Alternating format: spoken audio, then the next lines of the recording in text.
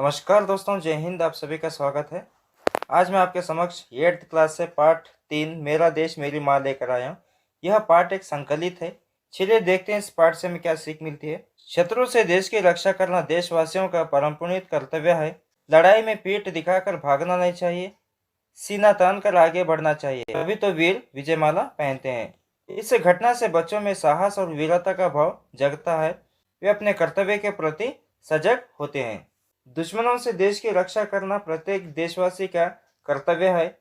युद्ध भूमि में डरकर भागना नहीं चाहिए, ताकि सीना तान कर अपने कदम आगे बढ़ाते जाना चाहिए, तभी तो वीर विजयमाला पहनते हैं।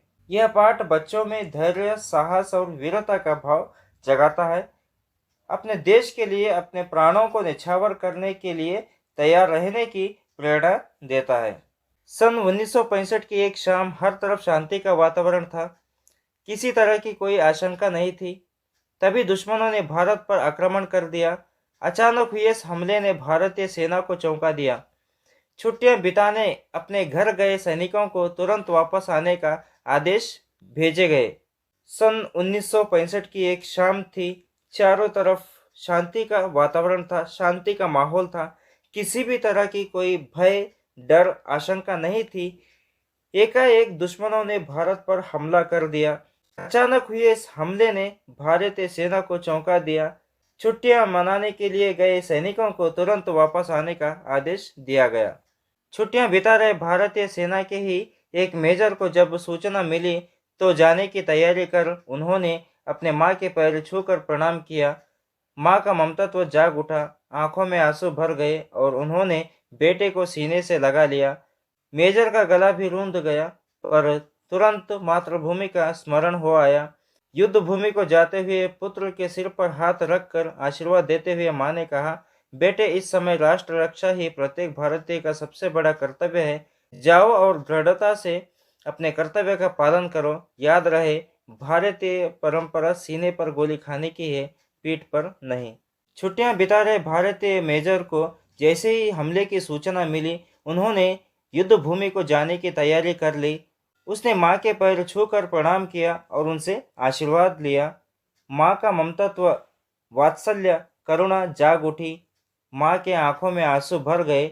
माँ ने अपने बेटे को सीने से लगा लिया। मेजर भी भावुक हो गए, उनका गला भी सूख गया।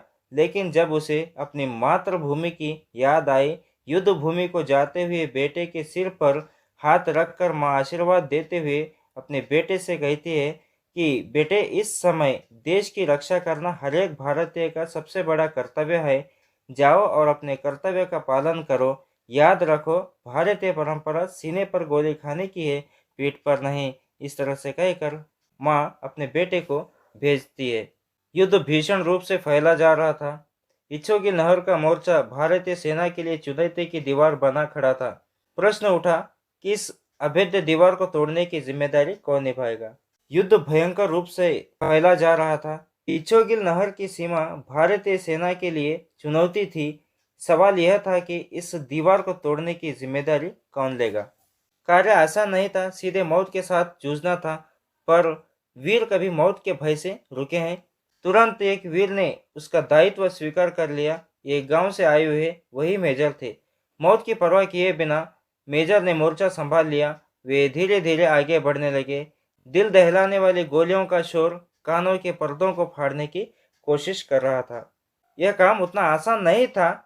यह तो सीधे मौत के साथ लड़ना था। लेकिन वीर कभी मौत से डरते नहीं और मौत से कभी रुकते नहीं।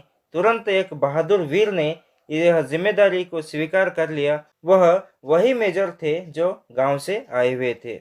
मौत की परवाह किए बिना मेजर ने मोर्चा संभाल लिया और वे धीरे धीरे आगे बढ़ने लगे। इतनी भयानक गोलियों का शोर कानों के पर्दों को फाड़ने की पूरी तरह से कोशिश कर रहा था। मेजर पर देशभक्ति का जोश पूरी तरह छाया हुआ था। मौके का इंतजार किया जाए इतना समय भी नहीं था, इसलिए वे धड़ाधड़ गोलीबारी करते हुए दुश्मनों के टंकों को ध्वस्त करते हुए आगे बढ़ते रहे। मेजर के दिल में देशभक्ति का जोश पूरी तरह से छा गया था। सही मौके का इंतजार करने के लिए उतना समय भी नहीं था, इसलिए उन्होंने दुश्मनों के टंकों पर गोलियां चलाते हुए उन्हें नष्ट करते हुए अपने कदम आगे बढ़ाते चले गए। तभी दुश्मनों की कई गोलियां एक साथ सनसनाती हुई आई, मेजर के हाथ और वह पेट में घुस गई। भारतीय परंपरा सीने पर गोली खाने की है, पीठ पर नहीं। माँ के ये शब्द प्रेरणा दे रहे थे। वे चोट की परवाह किए बगैर आगे बढ़ते रहे और गोलियां आकर उनके सीने में घुसती गई। स्थिति को समझते हुए उनको पीछे हटने का आदेश जारी किया गया, पर मेजर के कदम रुके नहीं। दुश्मन के सारे टंकों को ध्वस्त कर विजयश्री को गले लगाकर ही उन्होंने दम लिया। तभी दुश्मनों की कई गोलियां एक साथ सनसनाती हुई आई और मेजर के हाथ और पेट में घुस गई, लेकिन उनकी माँ के शब्द उन्हें प्रेरणा दे रहे थे। मेजर ने चोट की परवाह किए बिना आगे बढ़ते रहे। गोलियां आकर उनके सीने में घुसती गई। यह हालात देखकर अधिकारियों ने उन्हें पीछे हटने का आदेश दिया गया, लेकिन मेजर के कदम रुके नहीं। दुश्मनों के सारे टंकों को नष्ट करके ही जीत को गले लगाकर ही उन्होंने दम लिया। तुरंत ही अमृतसर के सैनिक अस्पताल में उन्हें लाया गया, पर तब तक पूरा सीना गोलियों से छलनी हो चुका था।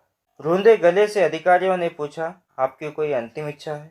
गोलियां सीने में कसक रही थी, पर मेजर ने चेहरे पर मुस्कान लाते हुए कहा, हाँ है। मेरी माँ तक यह संदेशा पहुंचा देना, तुम्हारे बेटे ने गोलियां सीने पर खाई है, पीठ पर नहीं।